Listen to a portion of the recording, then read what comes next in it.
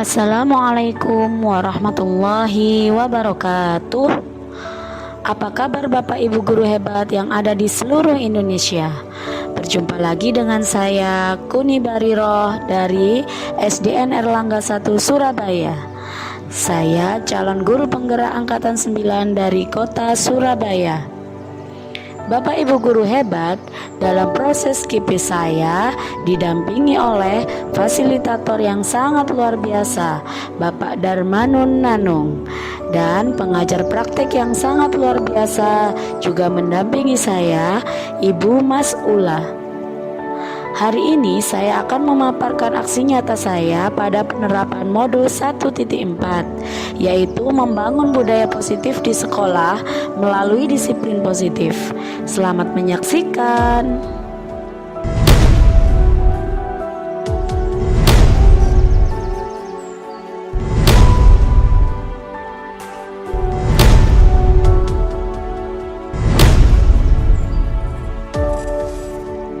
Assalamualaikum warahmatullahi wabarakatuh.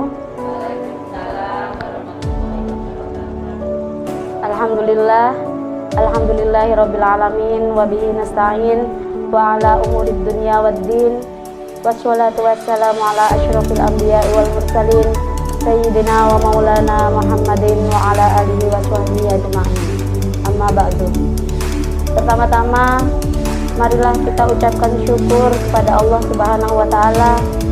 Alhamdulillah yang telah memberikan rahmatnya sehingga kita diberikan kesehatan, sehingga bisa membersamai saya untuk pelaksanaan diseminasi budaya positif pada siang hari ini.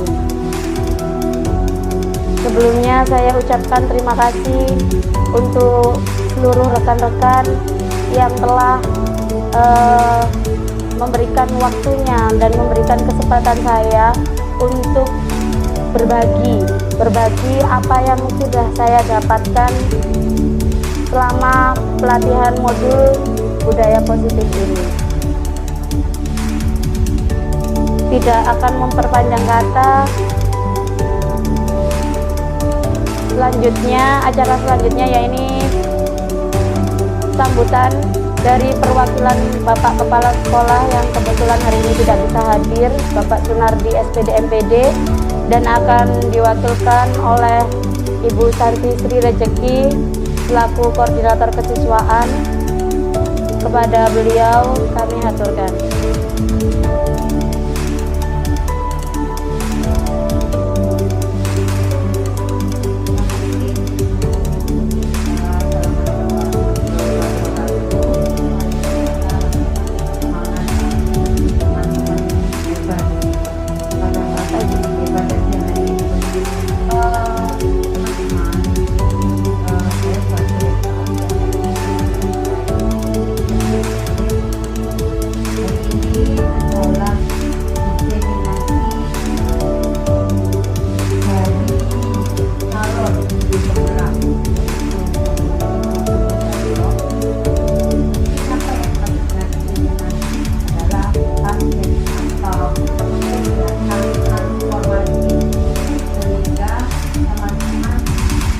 Yang sudah didapat oleh Ibu Kuni selama mengikuti pelatihan dapat ditularkan kepada teman-teman yang ada di sekolah.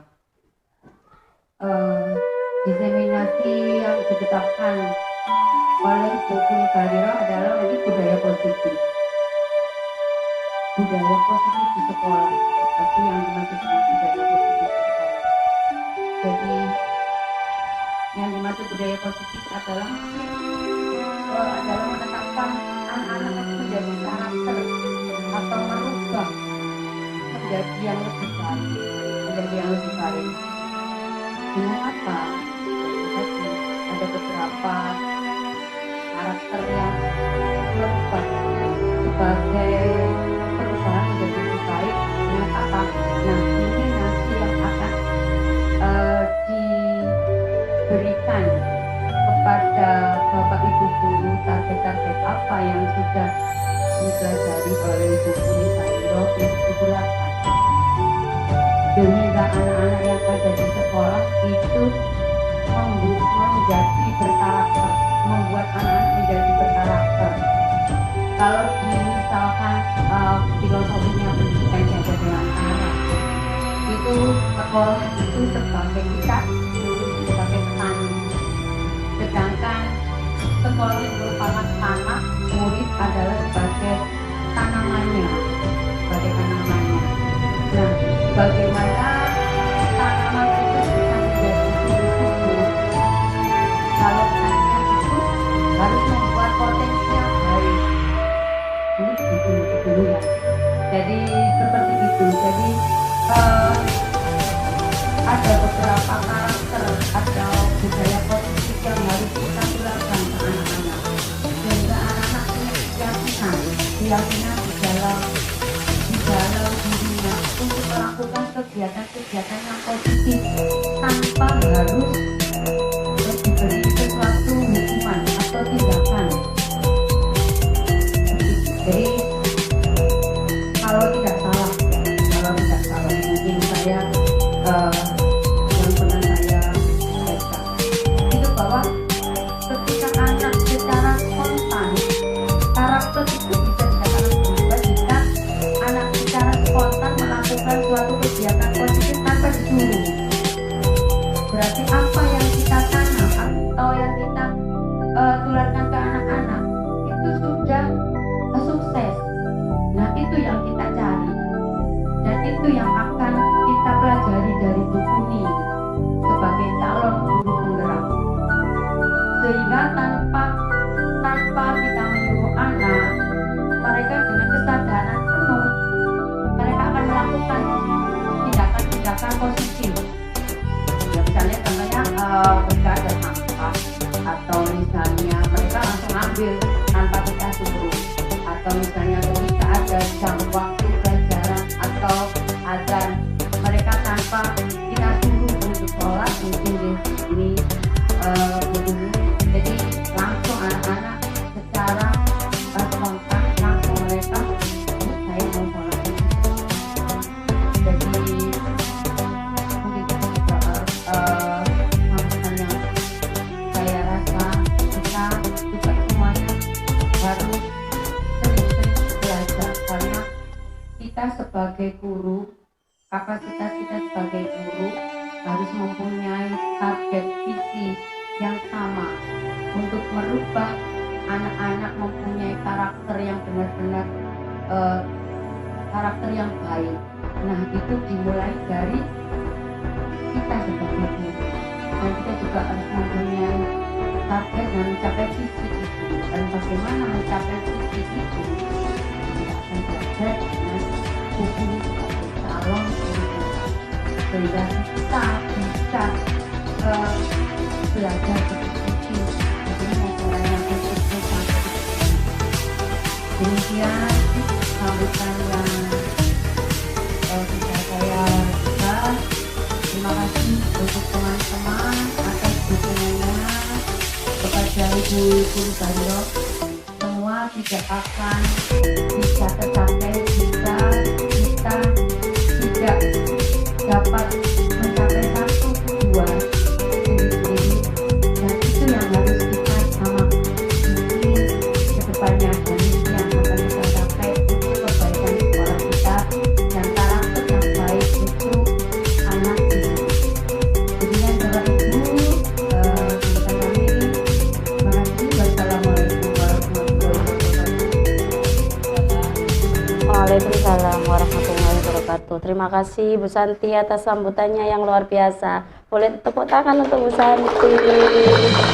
Intinya kita satu keluarga harus menyatukan pemikiran kita ya demi perkembangan sekolah kita. Jadi selanjutnya masuk ke inti ya.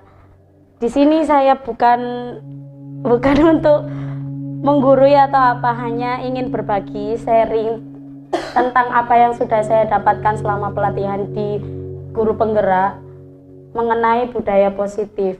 Di sini kita akan bersama-sama belajar apa itu sih budaya positif yang ada di sekolah, menyatukan pemikiran kita supaya apa yang kita harapkan, visi yang kita harapkan bisa tercapai, seperti itu. Bismillahirrahmanirrahim. Diseminasi budaya positif.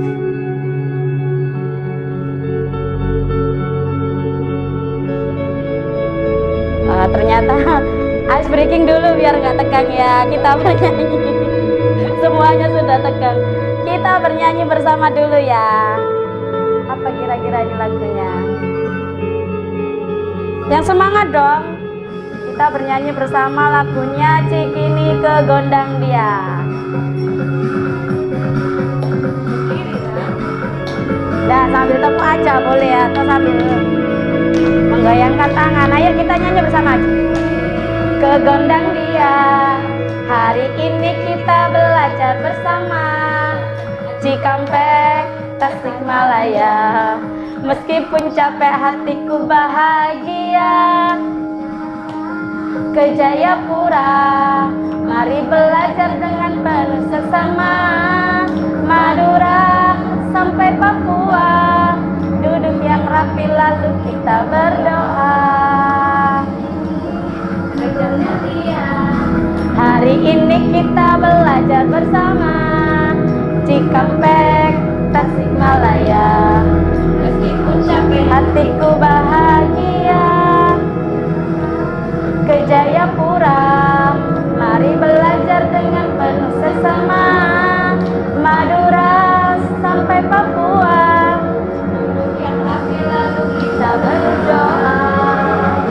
Yeay, terima kasih. Kita mulai dengan ice breaking supaya lebih bersemangat ya. Selanjutnya, slide selanjutnya kita masuk ke inti, yakni tentang latar belakang budaya positif menurut filosofi Ki Hajar Dewantara. Seperti yang sudah disampaikan Bu Santi tadi, memang filosofi Ki Hajar Dewantara menyebutkan bahwa pendidikan adalah tempat persemaian benih-benih kebudayaan dalam masyarakat. KHD memiliki keyakinan bahwa untuk menciptakan manusia Indonesia yang beradab, maka pendidikan menjadi salah satu kunci utama untuk mencapainya. Pendidikan dapat menjadi ruang berlatih dan bertumbuhnya nilai-nilai kemanusiaan yang dapat diteruskan atau diwariskan.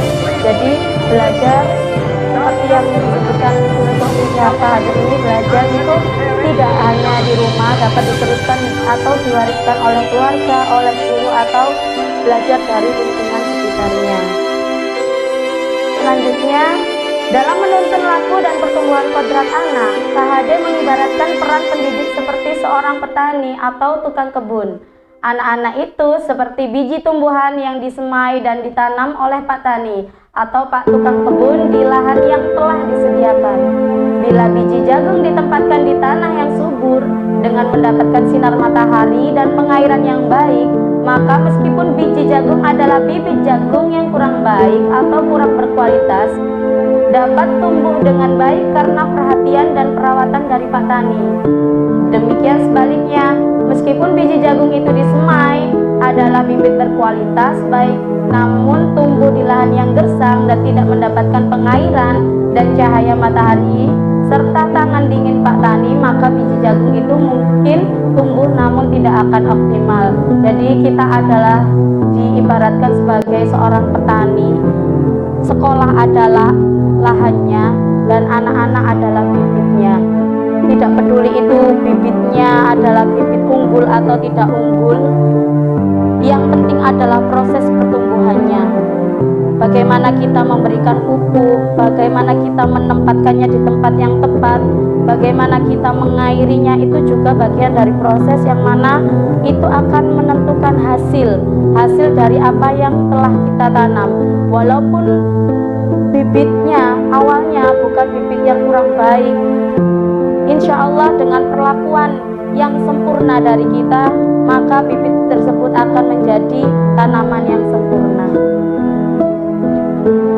Selanjutnya, apa sih yang dimaksud budaya positif itu?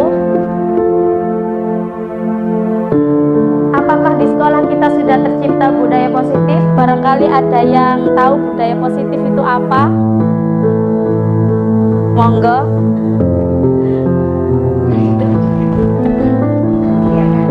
Salah satunya mungkin beberapa ketika anak-anak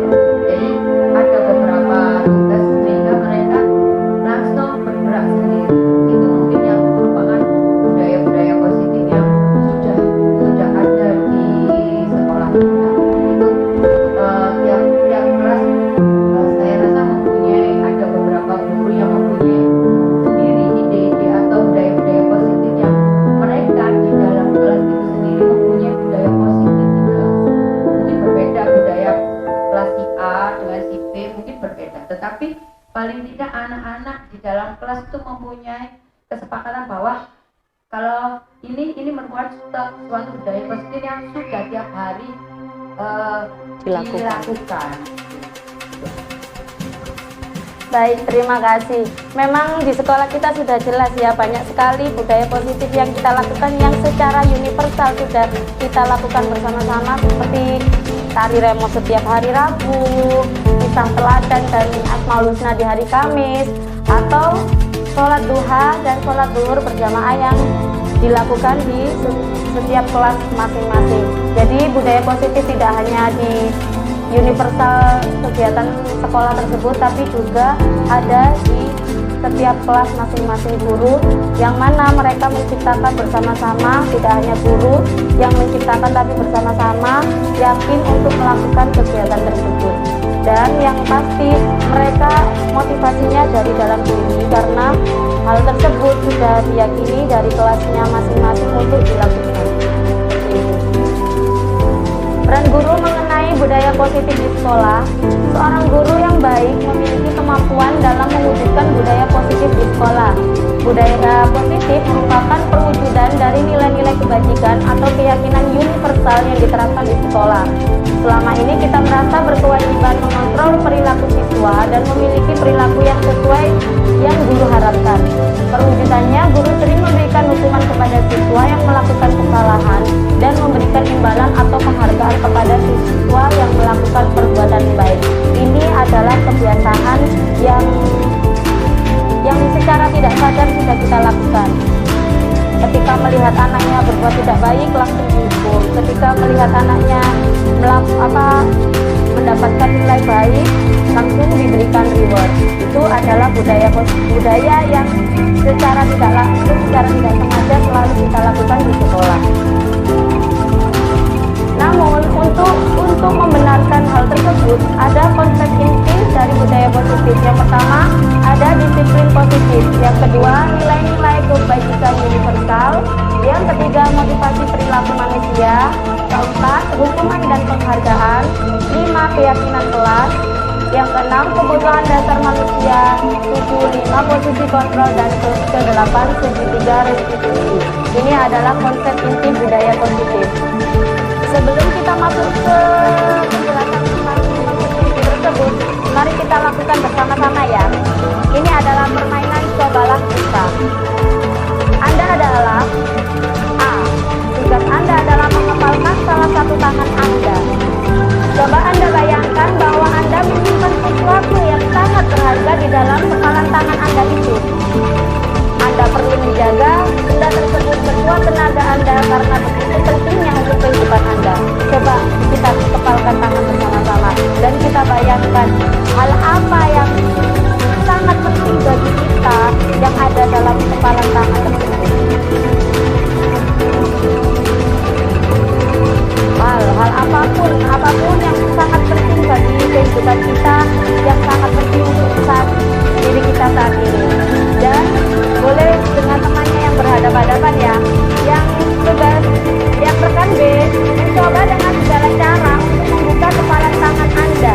Teman Anda B boleh membusuk, menghardik, mengintimidasi, memarahi, menggoda atau mengkritik, bahkan menawari Anda uang agar Anda bersedia membuka kepalan tangan Anda. Kira-kira apa yang Anda akan lakukan kira-kira? Dari sebelah sini yang tangan mengepal ya, di sini yang berusaha membuka. Coba kita coba lakukan, apakah rekan Anda bisa membuka kepala tangan Anda? Jenengan yang sebelah sini yang berusaha membuka kepala tangan.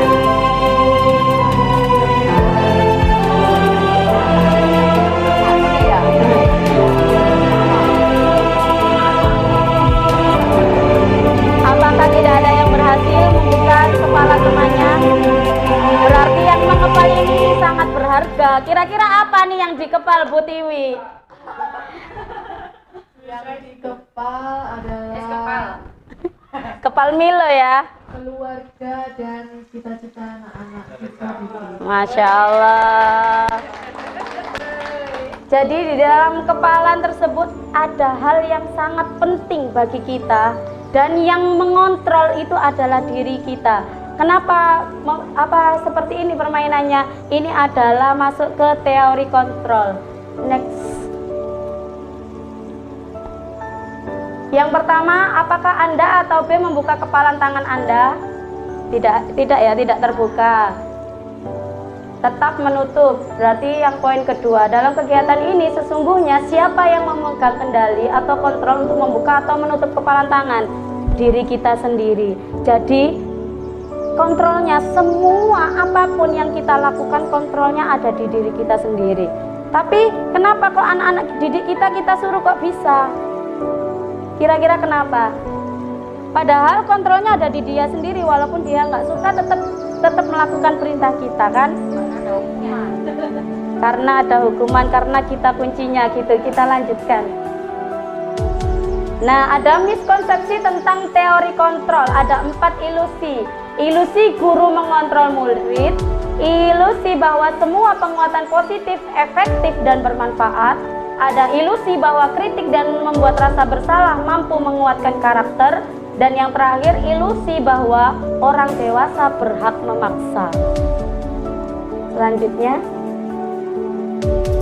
dari teori kontrol tersebut, yang pertama adalah guru mengontrol murid. Kita tidak dapat memaksa murid untuk berbuat sesuatu jikalau murid tersebut memilih untuk tidak melakukannya. Pasti ada anak yang seperti itu. Teori kontrol menyatakan bahwa semua perilaku memiliki tujuan, bahkan terhadap perilaku yang tidak disukai. Jadi ketika anak-anak itu mau melakukan yang jenengan perintahkan, berarti dia mau, dari dalam hatinya mau untuk melakukan apa yang jenengan suruh, mau dikontrol oleh jenengan.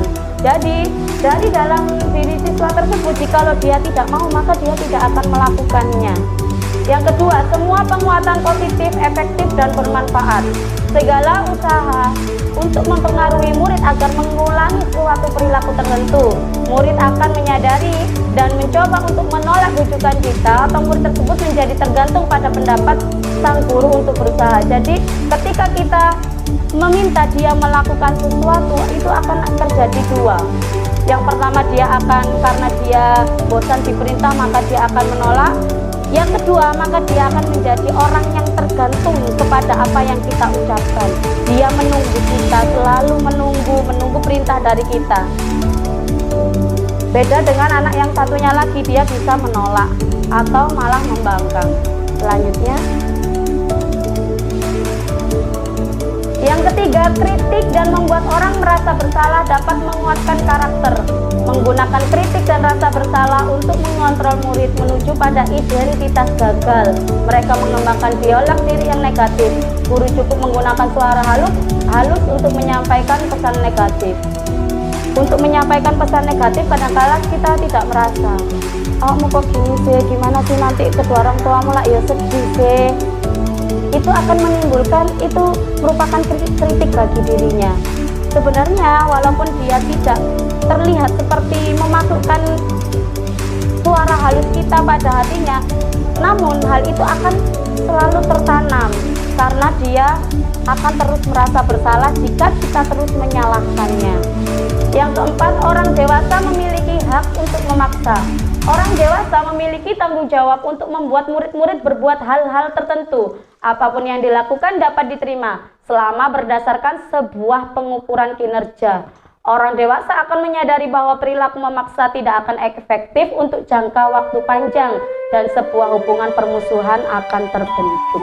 Jadi demi nilai yang bagus kita memaksa anak untuk bisa, padahal kan kemampuan anak tidak semuanya bisa, mereka berbeda. Jadi tidak, dari 4 teori kontrol ini adalah yang seperti tadi, yang secara tidak langsung, ilusi yang sudah kita lakukan selama ini di sekolah, seperti itu.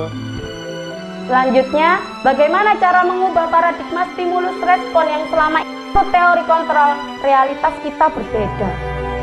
Semua orang melihat hal yang sama. Dalam teori kontrol, setiap orang memiliki gambaran berbeda, walaupun satu hal yang kita lihat adalah sama. Semisal kue, kita melihat pastel nih, semisal ada orang yang suka ya kita lihatnya, wow enak sekali ini, apalagi yang lagi lapar. Tapi bagi orang yang tidak suka, oh apa sih ini, Jadi menurut stimulus respon, ketika kita nggak suka, aku lo nggak seneng lah, terus awakmu kok seneng gitu. Tapi menurut teori kontrol, perbedaannya setiap orang memiliki gambaran yang berbeda akan satu hal. Jadi tidak semua orang sama. Bahkan ketika kita sama-sama suka pastel, pandangan kita tetap nggak sama pada pastel itu. Bisa jadi, kok pastelnya kok asin? Enggak sih, enggak asin kok jareku. Bisa jadi seperti itu. Jadi walaupun hal yang kita pandang itu adalah sama, bisa jadi menurut orang lain itu berbeda. Kita mencoba mengubah orang agar berpandangan sama dengan kita. Dalam teori kontrol, kita berusaha memahami pandangan orang lain tentang dunia. Jadi jangan mengajak orang sama dengan kita, tapi pahamilah orang lain itu. Atau kembali ke murid kita. Kita yang harus memahami mereka, bukan mereka yang harus nuruti kita. Perilaku buruk dilihat sebagai suatu kesalahan. Semua perilaku memiliki tujuan. Mana tahu anak yang selalu keliling itu minta perhatian kita. Di rumahnya siapa tahu dia tidak disayang orang tua. Mana tahu mereka yang sering ngejak ngomong, aduh arek iki ngomong ae wae pelajaran kok ngomong ae. Mana tahu di rumah dia tidak ada yang ngajak ngobrol. Seperti itu. Jadi mereka sebenarnya melakukan semua yang mereka lakukan, baik itu buruk atau baik, mereka itu sebenarnya ada tujuannya, entah menarik perhatian kita atau yang lainnya. Orang lain bisa mengontrol saya, hanya Anda yang bisa mengontrol diri Anda. Seperti tadi, saya bisa mengontrol orang lain, Anda tidak bisa mengontrol orang lain. Jadi semuanya itu teori kontrol kembali pada diri masing-masing. Pemaksaan ada pada saat bujukan gagal. Sedangkan kolaborasi dan konsensus menciptakan pilihan-pilihan baru. Model berpikir menang kalah, model berpikir menang dan menang. Tidak ada menang dan kalah, salah atau buruk, tapi semuanya mereka memiliki tujuan. Dan tujuan kita pasti yang baik, seperti itu. Disiplin positif. Disiplin positif yaitu sesuatu yang dilakukan seseorang pada orang lain untuk mendapatkan kepatuhan. Seseorang yang memiliki disiplin diri berarti mereka bisa bertanggung jawab terhadap apa yang dilakukannya, karena mereka mendasarkan tindakan mereka pada nilai-nilai kebajikan universal. Tujuan pendidikan yaitu menciptakan anak-anak yang memiliki disiplin diri, sehingga mereka bisa berperilaku dengan mengacu pada nilai-nilai kebajikan universal dan memiliki motivasi intrinsik, bukan ekstrinsik. Jadi kita menciptakannya bukan ekstrinsik dengan memberikan reward untuk mereka yang sudah nilainya bagus atau melakukan hal baik dan memberikan hukuman kepada anak-anak yang salah, tapi lebih menumbuhkan motivasi intrinsik dari dalam diri mereka sendiri.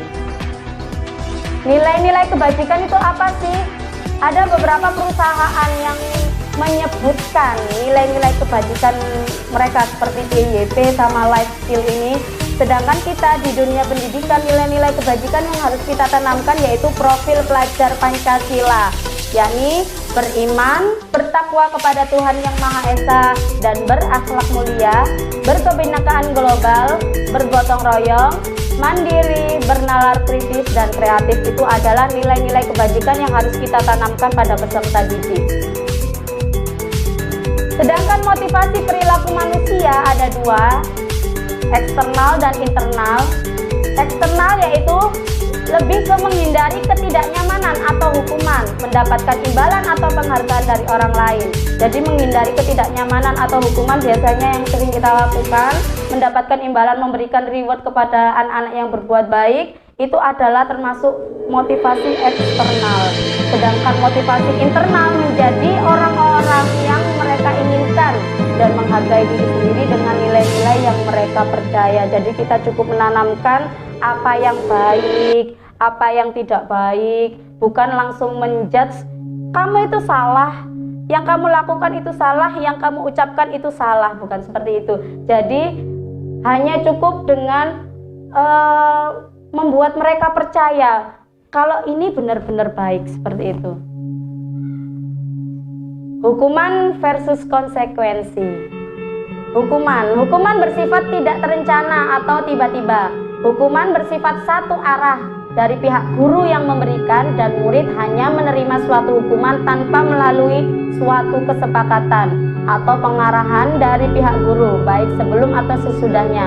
Hukuman yang diberikan bisa berupa fisik maupun psikis. Murid atau anak disakiti oleh suatu perbuatan atau kata-kata. Bedanya dengan konsekuensi adalah kalau konsekuensi sudah terencana atau sudah disepakati, sudah dibahas dan disetujui oleh murid dan guru. Umumnya konsekuensi dibuat oleh pihak guru, sekolah, dan murid sudah mengetahui sebelumnya konsekuensi yang akan diterima bila ada pelanggaran. Pada konsekuensi, murid tetap dibuat tidak nyaman untuk jangka waktu pendek. Konsekuensi biasanya diberikan berdasarkan suatu data yang umumnya dapat diukur. Selanjutnya, ini ada contoh. Kira-kira ini apakah konsekuensi ataukah hukuman menurut jenengan semua? Yang pertama, menulis kalimat istighfar 100 kali dalam buku karena berbicara kotor dalam kelas. Hukuman. Yang kedua, menggantikan kertas tugas teman yang telah dicoret-coret. Hukuman ya. Konsekuensi atau hukuman? Bu Santi tetap berpendirian bahwa itu hukuman. Nanti kita cek ya. Yang selanjutnya, lari mengelilingi lapangan 10 kali karena tidak memakai atribut lengkap. Hukuman. Membersihkan tumpahan air di meja kelas karena tersenggol saat belajar. Yang terakhir, membersihkan kelas karena datang terlambat. Hukuman. Bagaimana coba kita cek? Yang pertama benar adalah hukuman. Yang kedua adalah konsekuensi. Yang ketiga hukuman, konsekuensi, dan yang terakhir adalah hukuman. Karena dia telah melakukan, nomor 2 menggantikan kertas tugas teman yang telah dicoret-coret. Karena dia telah melakukannya dan dia memang konsekuensinya bukan dari satu pihak. Selanjutnya, selain itu ada identitas gagal dari hukuman yang telah sering kita lakukan. Ada identitas sukses, disiplin, melalui konsekuensi dan restitusi. Kalau hukuman bisa dimisalkan seperti sesuatu yang menyakitkan harus terjadi. Ulangi lapangan 10. Konsekuensinya sesuatu harus terjadi, tapi tidak harus menyakitkan, karena dia memang harus bertanggung jawab atas hal apa yang dilakukan. Kalau restitusi merupakan pilihan, memberikan pilihan kepada anak tersebut. Jadi misal, kenapa kamu tidak pakai atribut lengkap? Alasannya apa? Terus kira-kira selanjutnya bagaimana? Seperti itu, memberikan pilihan. Tidak nyaman untuk murid, anak untuk jangka waktu panjang. Jadi hukuman itu sangat negatif untuk anak. Beda dengan konsekuensi dan restitusi. Kalau konsekuensi tidak nyamannya itu hanya untuk jangka waktu pendek, hanya untuk mempertanggungjawabkan yang dilakukannya. Kalau restitusi menguatkan untuk murid anak dalam waktu panjang, jadi membuat mereka bisa berpikir apakah yang dilakukan beneran salah, terus yang harus dia lakukan untuk menebus kesalahannya itu seperti apa, dia memilih sendiri, seperti itu. Kalau konsekuensi sudah dari kita, bedanya restitusi kita memberikan pilihan untuk anak itu, bagaimana cara apa yang akan kamu lakukan untuk mempertanggungjawabkan hal yang sudah kamu lakukan ini. Selanjutnya, pengaruh jangka pendek dan jangka panjang. Mendapatkan penghargaan untuk melakukan sesuatu yang baik, maka selain kita senantiasa berharap mendapatkan penghargaan tersebut lagi, kita pun menjadi tidak menyadari tindakan baik yang kita lakukan. Menggunakan penghargaan lagi dan lagi, maka orang tersebut akan bergantung pada penghargaan yang diberikan. Jadi bukan motivasi intrinsik yang muncul, hanya motivasi ekstrinsik. Selanjutnya, nah kita mau ice breaking lagi ya.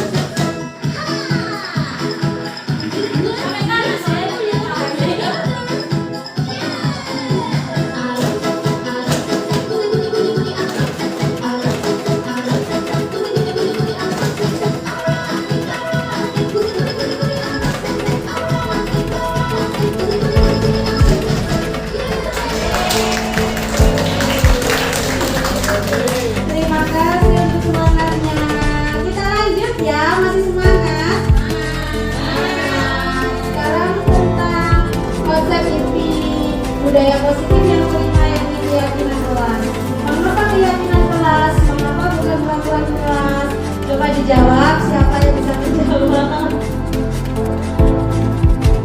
Ya, silakan Kak Ani. Menurut saya kalau keyakinan keras itu berangkatnya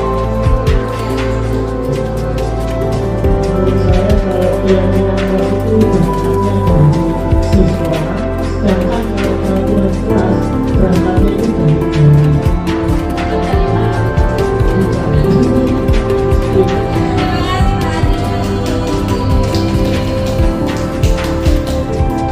Oke, itu menurut Kak Adi yang kalau keyakinan kelas itu berangkatnya dari siswa, kalau peraturan kelas itu dari guru. Selanjutnya,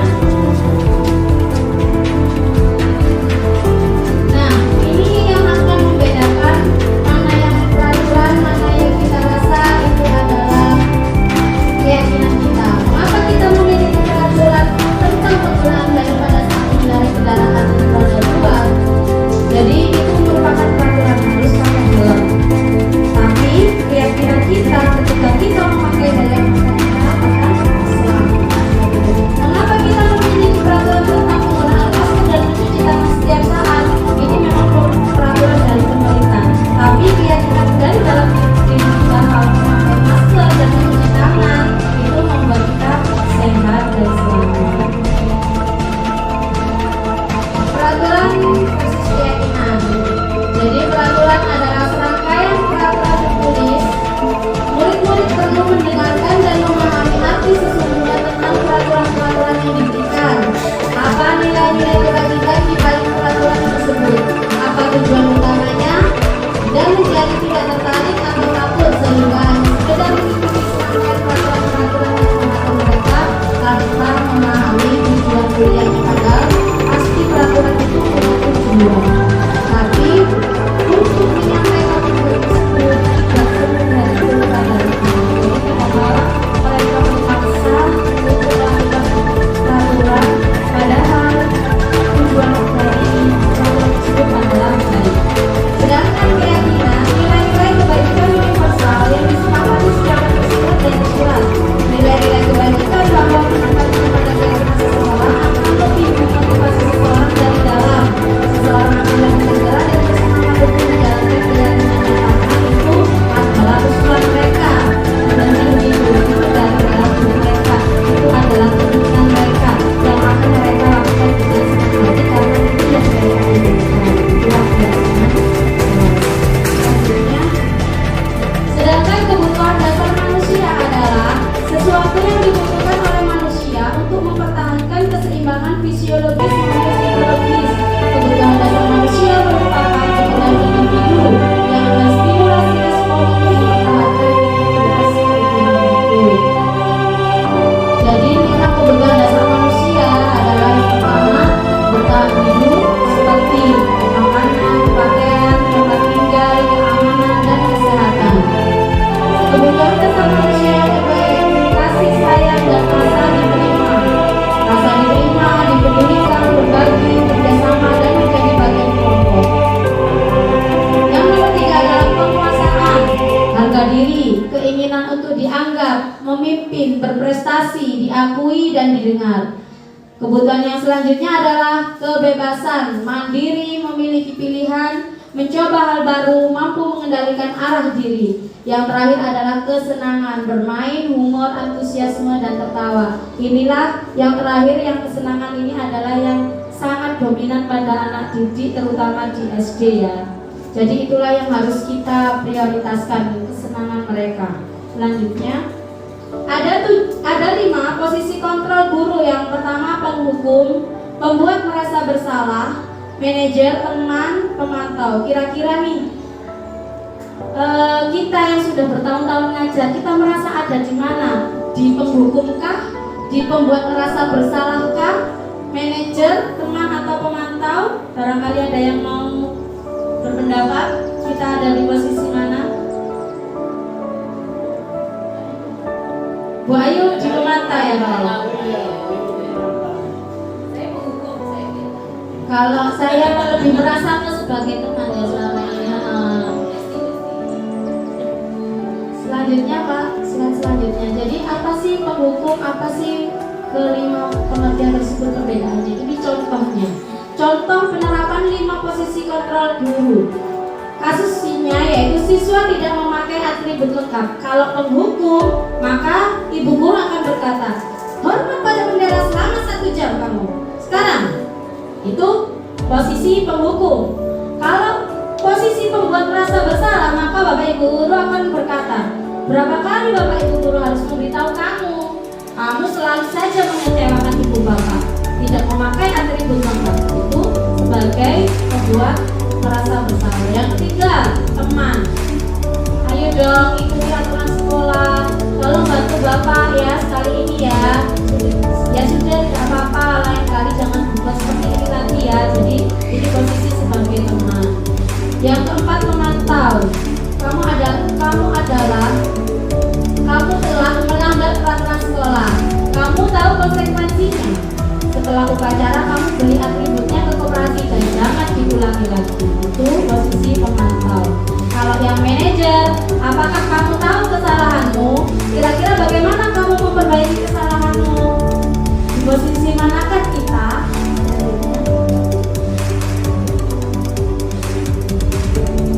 Dengan manajer. Wah, luar biasa. Iya, langsung manajer ya. Sudah berarti sudah tahu tahapan-tahapan menangani anak, bagaimana caranya seperti itu. Ada lagi yang manajer.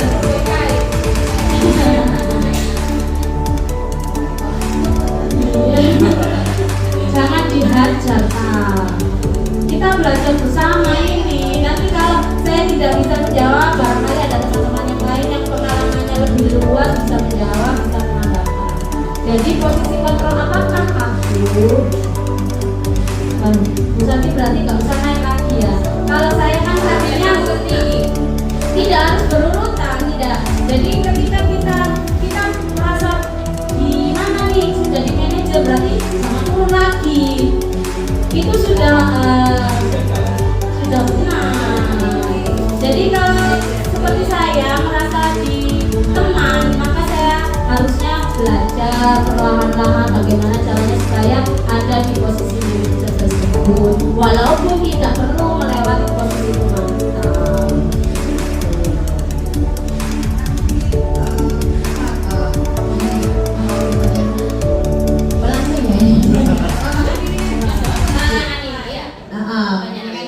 Jadi daripada nanti lupa.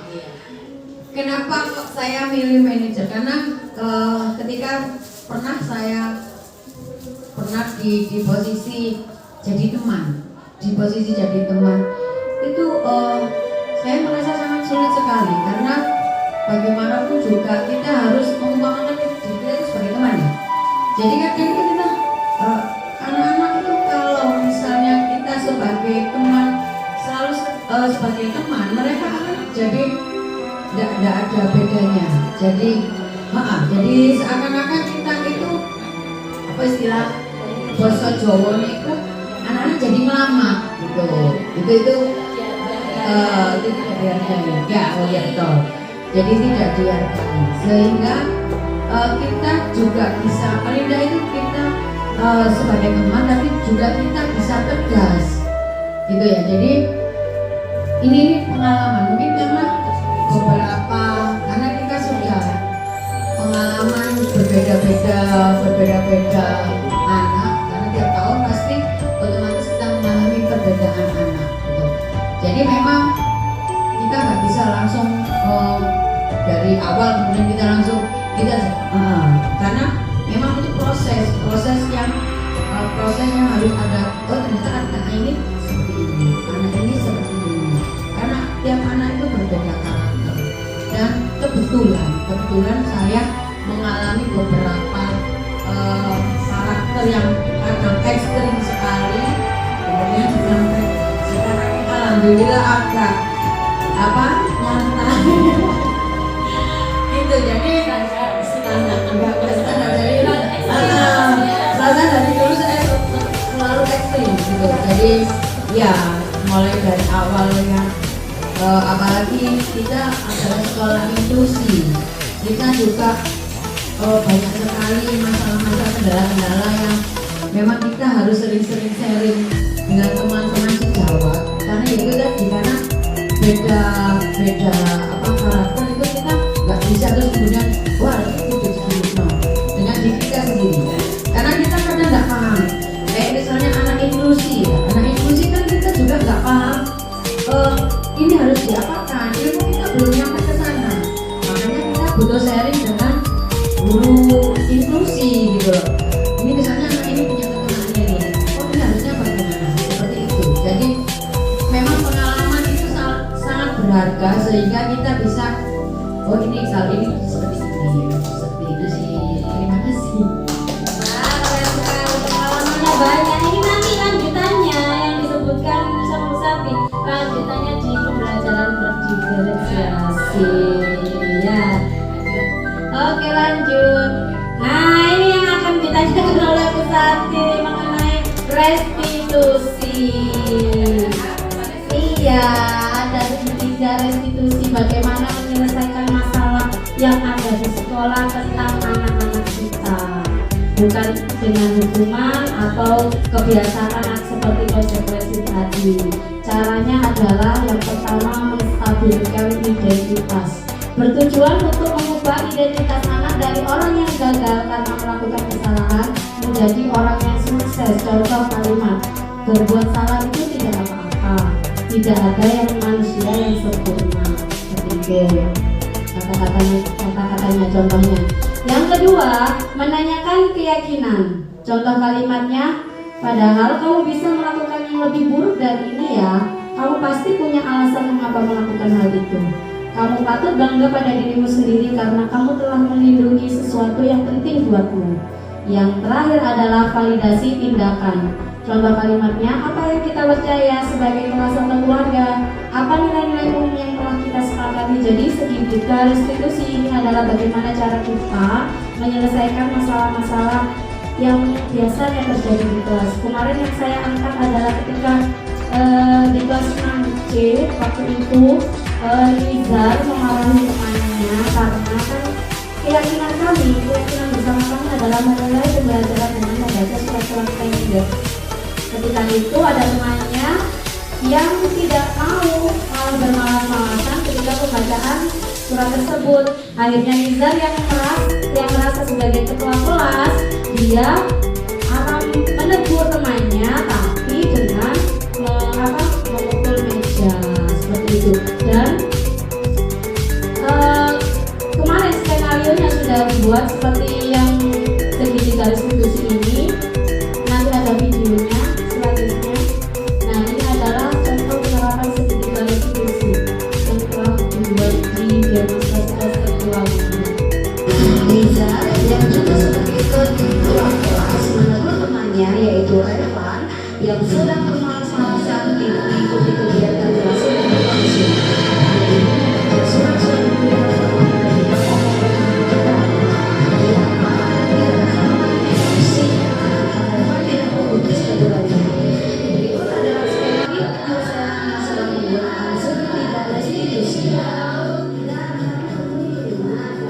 Skenario-nya ya, jadi menanyakan dulu 6C ya.